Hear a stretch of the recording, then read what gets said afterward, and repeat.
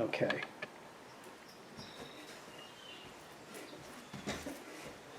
You can begin. Okay. Yes. Yeah, I'm Marshall Smith.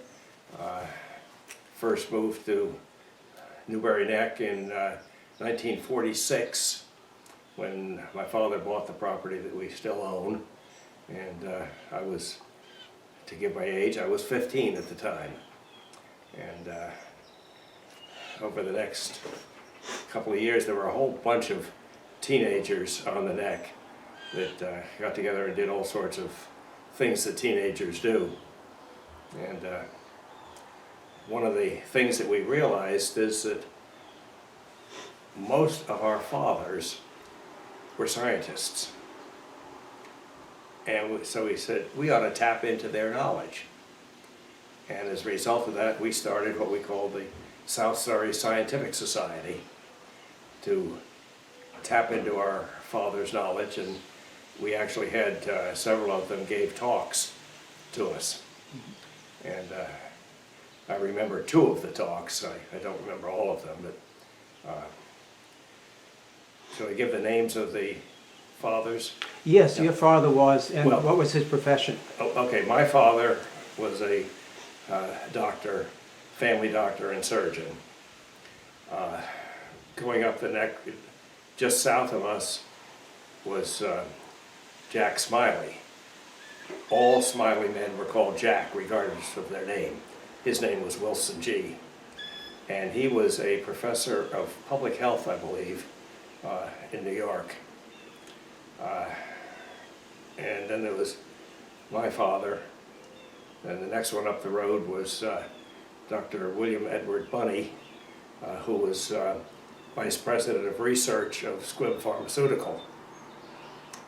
Then a little farther up the neck was Franklin Milam, who was in the public health field somewhere, and I believe worked for the Rockefeller Foundation. He traveled all over the world, and his son, who was my age, Robert Wilson Milam, also known as Bill, as I understand it from talking to other members of the family just recently, he was the only one born in the United States because the family traveled all over the world in doing his work. And then just past the town beach was Dr. Scammon. I don't remember his first name, but he was something in the public health field as well. And as I say, all of them had teenage kids, and we all decided to tap into their brain. And I remember the talk that Jack Smiley gave on the nitrogen cycle, which was just fascinating talk. I've remembered it ever since. And then my father gave a talk on surgery, particularly orthopedic surgery, which was his real love. And as a result of that, Bill Milam went into medicine and went into orthopedics.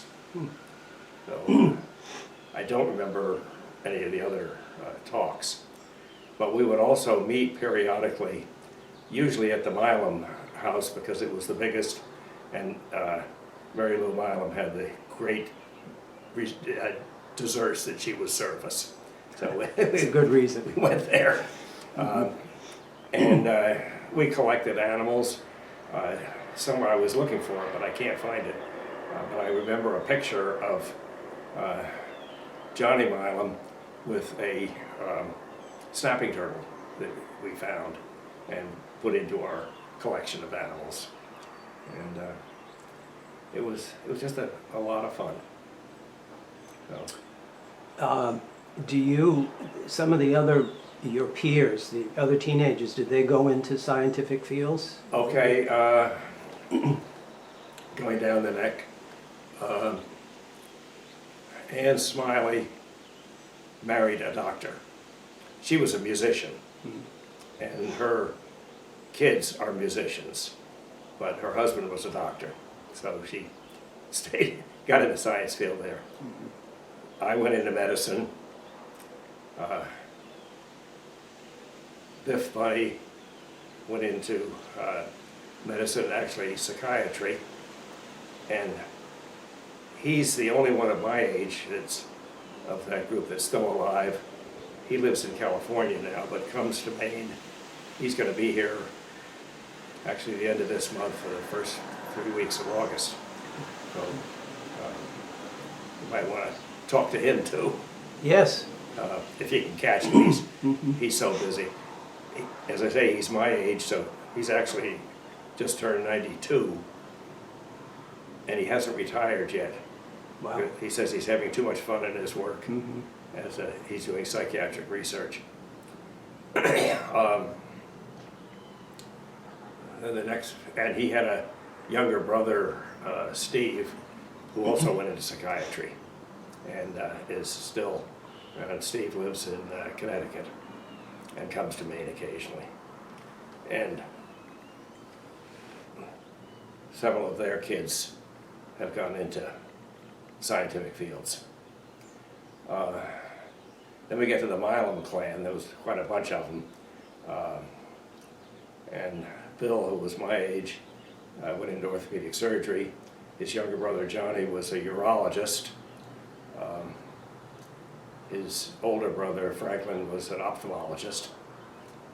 So there's a lot of science there. Yes. And none of them are alive now.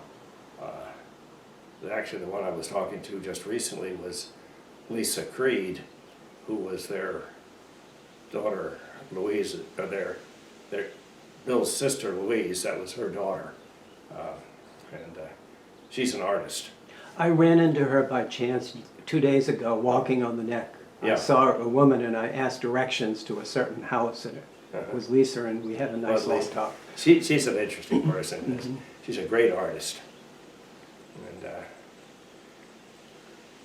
that's the Milam house. Then the Scammon house, I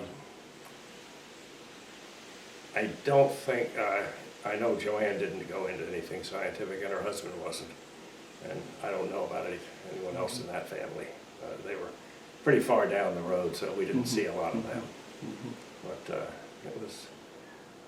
Well, actually, officially, South Surrey begins at the Carrying Place. At the Carrying Place. That's the gateway to South Surrey, Yeah. which was a postal on a school district. I mean, Yeah. it wasn't a real administrative district, but... So Scammons were just over the line. Yes, they were just over the line, but that's close enough to Yeah. qualify. So during what year, how many years did you have an organized society? And about I think we only had it for 1 year. 1 year? Yeah. And about what year was that? I'm going to say somewhere between 47 and 49. Okay. Just to add to the fun of that part of the time, when we bought our house, actually my father and I looked at it over Labor Day weekend of 45, but we couldn't get in the barn. We didn't have a key for it. So when we came up here in 46 and opened the barn, we found a 1928 Buick touring car up on blocks. And my father looked at me and said, "It's yours if you can make it go." It ran beautifully.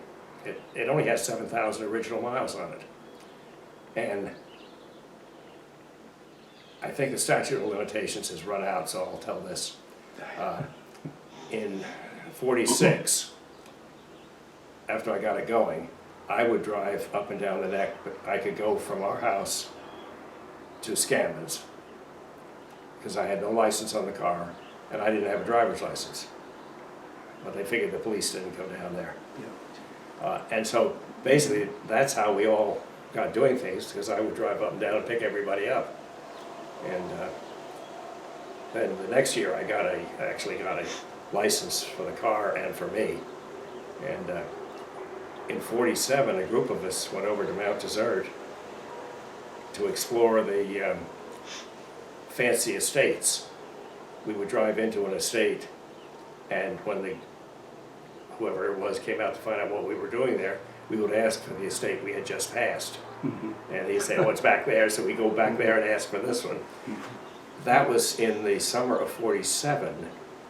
In October of 47 was when all those estates burned down in the fire. So we saw them just before the fire. Wow. Wow. Good luck. So as I say, as teenagers down there, we had a lot of fun. And the interesting thing is that our kids, in many respects, are still friends. For instance, my daughter Jenny is a good friend of Lisa Creed's and of the Schaefer kids who come from Ann Smiley. And they're close to the Bunny kids.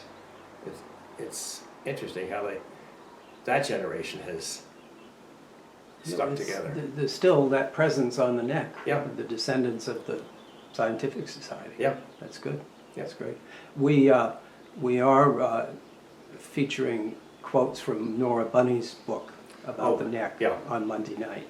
It's one of our featured talks. Yeah. I found a copy of her book of poetry. Oh, I haven't seen that. I have it in the other room. Yeah. Yeah. Let's look at it. Yeah. It's a very talented woman, obviously. Very much so, yeah. Yes. Yeah, they were a great family to know. And we did, actually it was the Bunnies that got us to Maine. Because Ed Bunny and Jack Smiley were good friends. And Ed came up here and talked us into coming up and buying a piece of property. Now, where did you live the rest of the year? What state? New Jersey. New Jersey. Yeah. And I was, after I grew up and started in medicine, I started in New Jersey, where I was the third generation doctor. But then, after I'd been there, I think 14 years, I got smart and moved to Maine. I was given a job at Eastern Maine Medical Center in Bangor, so I came to Maine, and then when I retired, I moved out to Newbury Neck and stayed there until my wife got Alzheimer's, and I didn't want to keep her there anymore. It was too dangerous, so we came here, and here I am. Yes, well, I'm really delighted to be able to talk to you. Is there any particularly funny or humorous things that you can recall about the neck? Not necessarily about this society, but just whatever memorable. Well, I just, as I say, I would drive up and down the neck. Now, what I was supposed to do, my job in the morning was to drive down to Cliff Coggin's house. You know where that was? Yes. Okay. That is as far as the mailman would come. And so I would have to go down there to get the mail. He was also the owner of the store in Surry. His store was where the church parking, or the town parking lot is now. It was right across the street from... Not from the cemetery, or from the beach, or... No, okay, where Pugnuts, the store that Pugnuts is in now. Okay, yes. That was a general store. Okay. Yeah. And Fred's store was right across the street. Oh, I always thought they had a store opposite their house in way back, but I don't know that. I just assumed. But that's where they had two stores, and they both had gas. And I know I would go into the store where Pugnuts is, and one thing I learned very quickly is you didn't ask him for a chunk of cheese when he'd been pumping gas, because he had gas all over his hands. That's Willard, and you remember Willard, who came later, when that was Willard's store. Yeah. But then, but he would only come down as far as the Coggins house, and he brought our paper, our mail, and milk. And my mother always claimed that the milk was sour by the time I got it home, because I would pick it up there, and I would pick up other kids, and we'd go on down to Scammons, and then I would come back and drop everybody off. And it took me a couple hours to make that trip, but I maintained that the milk was sour when I picked it up. Yes, quite possibly. You don't remember both Fred and Clifford. Oh, yeah. I was born in 1950. I remember the house when Yeah. it was abandoned, but I don't remember them. Oh, they were fascinating. Actually, my sister, who lives downstairs, could tell you more about Fred. She got to be a close friend of Fred's. They had a lot in common. And so on. Their house was a pile of junk. I mean, it was, except their bedroom was immaculately clean. Because Fred was a seaman. And Cliff, I think, at one point had studied dentistry. And I think he saw one patient as a practicing dentist and said, "This is ridiculous," and quit and came back to Newbury Neck. Interesting. And he was the caretaker for a lot of homes, including ours. And our house, the original house, was a farmhouse. And the Wilder family he was a lawyer in Boston, bought it in 1900 as a summer place. In 1925, it burned down. And he rebuilt on the same foundation to pretty much the same design. So the house that we have now was built in 1926. And the neighbors all said, of course they'd lost everything. Yeah. And the neighbor said, "Oh, I've got something up in the attic you can have."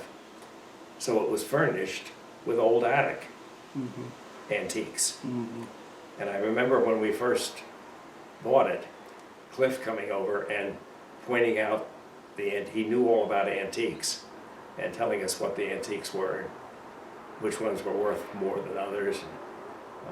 It was really interesting. He sounds like a very educated man. Oh, he was a teacher as well. Yeah, he was he was extremely well educated. He just wanted to live there as a hermit. Do you have any recollection of Sea Willows? Of who? Stuart Sea Willows, the mansion by, I think his name was William Stewart. That was, I don't know exactly where it was, but it was on the 1903 Centennial book from Surry has a photograph of it. And I know that it was still standing in the 40s, but abandoned. Okay, is that right, fairly near the graveyard? Some people tell me it was, but then other people, you remember Ann Stewart, her house, Yeah. Oh, yeah, with yeah, the horses. Some yeah. some say it was near her house, Oh, but nobody seems to be sure, and there's very few people to ask anymore. okay, I think, yeah. Okay. It would have been empty in Yeah. your. Okay. Okay. Lois Locke, Lois and Harry Locke, had a house there. Do you remember where their house was? I'd have to look it up. Anyway, the house that they had was built on the foundation of that old house. Okay. The old house was still standing when we came there, and I remember going through it. And somewhere in my collection of debris, I have a top hat that I found in it. Really? It didn't fit me. It just Yeah, perched on top. right, It was too small right, for me. But right. I remember that, and then it just fell down. Yeah. And, So, well, that gives me, so if I locate where the Locks had their house, then I'll know Yeah. exactly where Sea Willows was. That's a good piece of okay, information. as you're going down back toward town, Yeah, on the left-hand side, you'll see a road that's Lois Lane. yes, I know the lane. It's just beyond that. And on the left side On as the well? left-hand side, yeah. Going, just beyond, okay, and was it right close to the road, or Yeah, was it no, very close to visible from the road? Yeah. Yeah. Yeah, I think it's basically the next driveway Mm-hmm. north of Lois Lane. Oh, well, that's great. Jeez, this is a gold mine of information. I'm trying to think of And then, other mysteries I'm trying to clear up. Then right across the street from the Coggins house was the post office. Okay, yes. And there was a lot of mail in there that had never been delivered.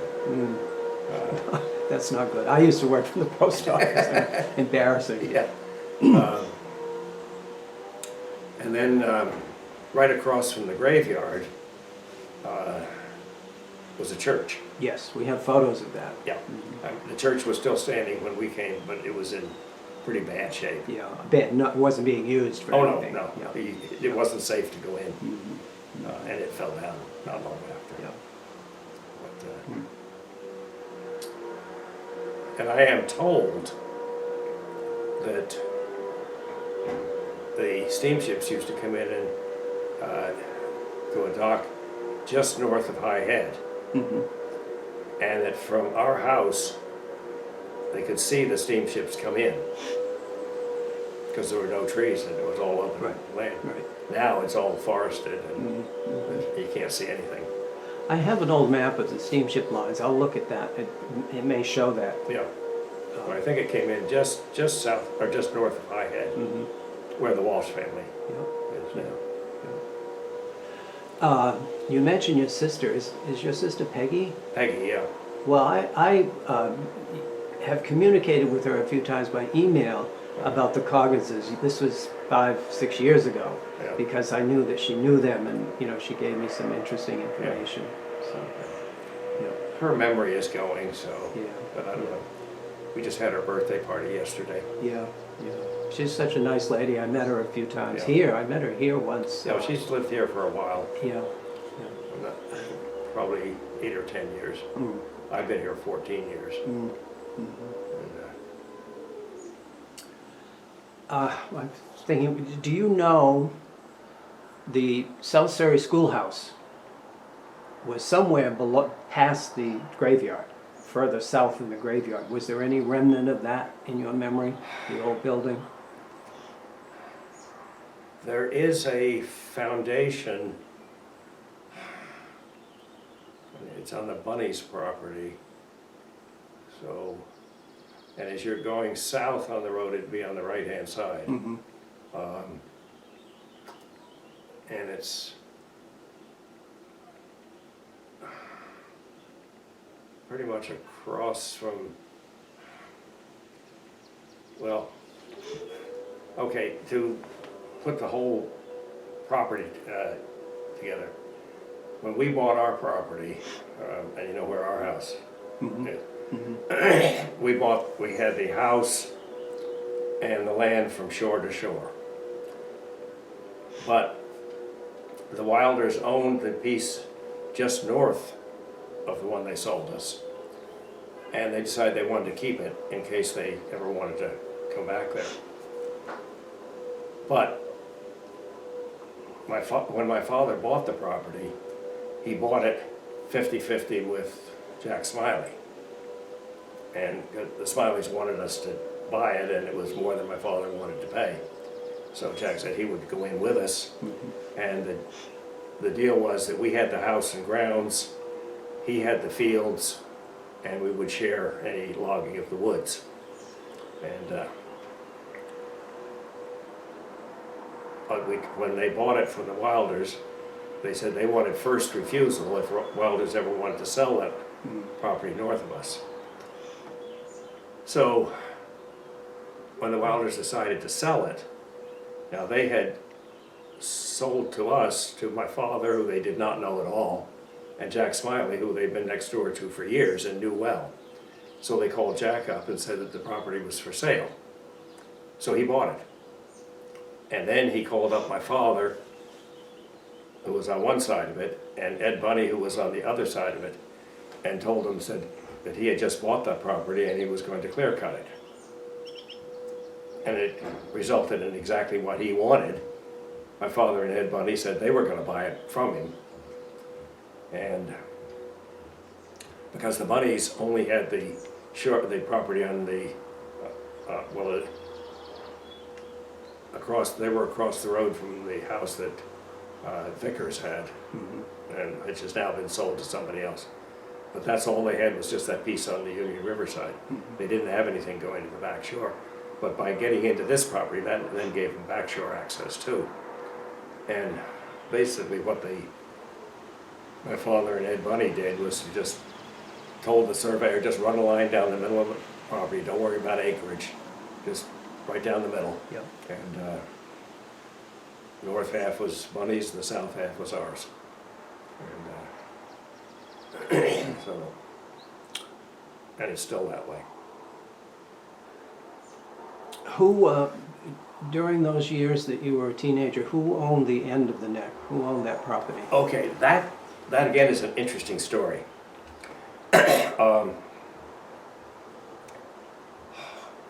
Who was the guy that was the gangbusters? Phillips Lord? Philip Lord, yeah. Yep. Okay, he owned the property and had it up for sale. Mm. Ed Bunny found that it was for sale and wanted my father to go in 50-50 with him to buy it. And he told my father it was $4,000. My father told Ed, there are 3 things wrong with this story. Number 1, there's no place on earth as beautiful as you described. Mm. He was wrong. Mm-hmm. Second, if there were such a place, it certainly wouldn't be for sale. He was wrong. And third, if it were for sale, it wouldn't be for sale for $4,000. He was wrong on all 3 counts. Yeah. So Ed decided that he would buy the property, show it to my father, and get him to buy in with him. The problem was that for some reason, Philip Lord wanted the person who bought it to come in person, not through a dealer. Mm-hmm. So if Ed was going to buy the property, he had to come to Ellsworth and go to Philip Lord and say, I want to buy this property. So he did. This was during the war. Mm-hmm. So he hopped a train up from New Jersey and went over to Philip Lord's.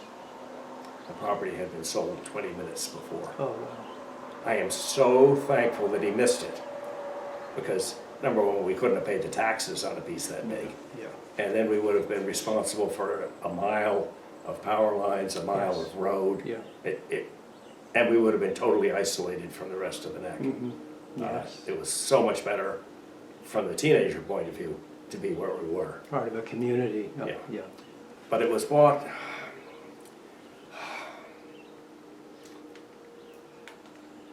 I should know the name of the people who bought it. Was one of the names, I know previous owners were Huber? Is that? Well, Huber's bought it Huber? from the people who bought it from Okay. Lord. So there was somebody in between. Yeah, and I should remember the name, but it's Mm. names just disappear from me Yeah, completely. well, I have the same, Yeah. same But issue. they did have a couple of teenagers who joined in our things, so we occasionally would drive all the way down to the end Mhm. to see them. But then Huber's bought it, and I guess still own it. I think so, yeah.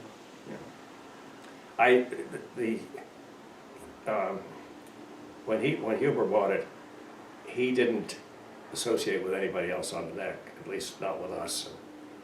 So we never met him. Mhm. And at one point, when he would do his shopping, he'd go by boat to Blue Hill Mm.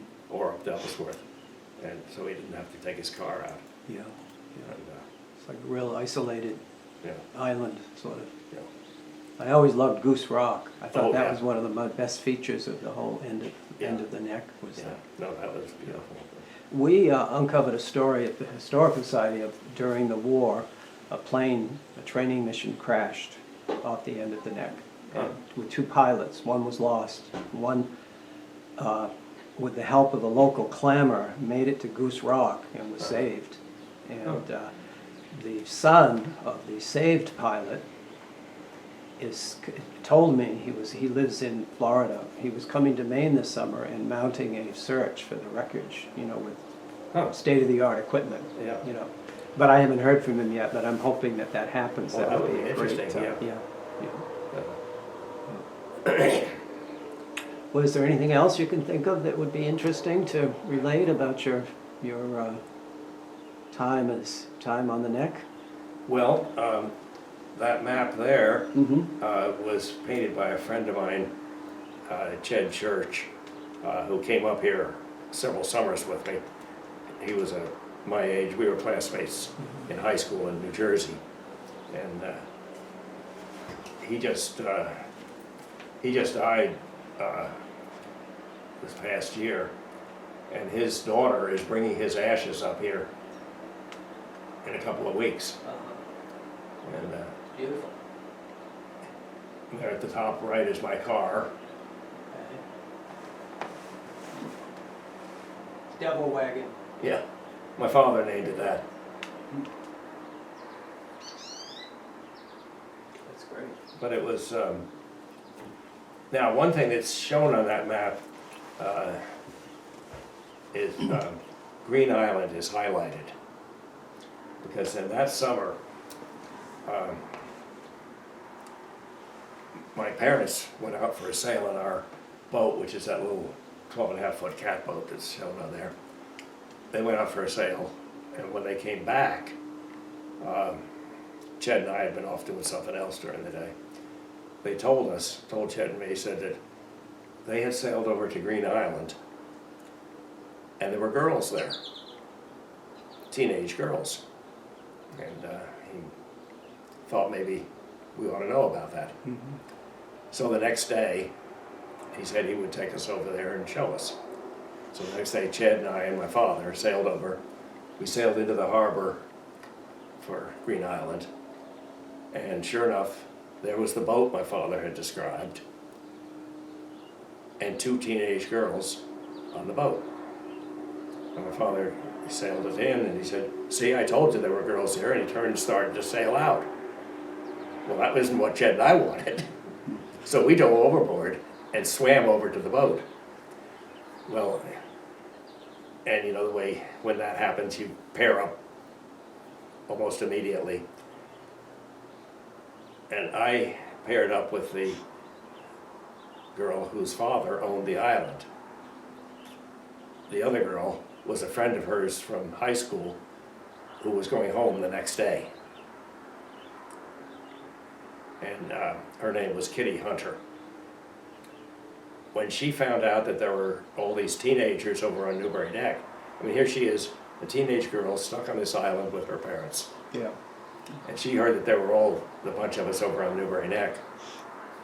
She sailed over, because that was her transportation, was the sailboat. He was a great sailor. She sailed over, anchored the boat off our place, and came ashore and joined us for a lot of our activities. And it was... Green Island is in Blue Hill?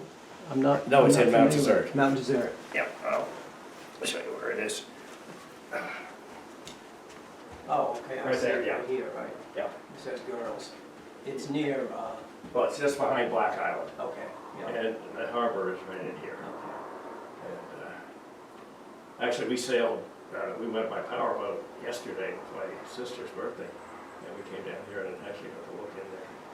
I don't know who owns the island. I can't find out, but anyway, as I say, Kitty came over and joined us on a lot of our festivities, and Swan. it was a lot of fun for teenagers on the neck. And It sounds like it. as I say, on the families, okay, the Smiley family, Ann married Schaefer, so it became the Schaefer family. And then she had 2 kids, Tina, who has kept the name Schaefer. Oh, she's been married and has a couple of kids. And Lori Rokakis. Actually, they just arrived here yesterday. And then there's our family, which is basically my sister and me. The Bunnies, and I think some of their kids have been here over the past few weeks, but I know Biff is coming the end of this month. Mm-hmm.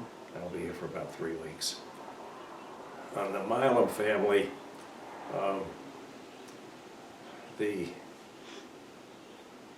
Bill had, I think he had something like 9 kids, and actually his older daughter, Cammie, and Jenny are good friends. So still around. Johnny had a bunch of kids, but the one that I knew the best, who was a good friend of my daughter's, now lives in New Zealand. Mm. And the rest of the Franklin never did much with us, so I really don't know him at all. But Louise Creed, and that's Lisa, who you met,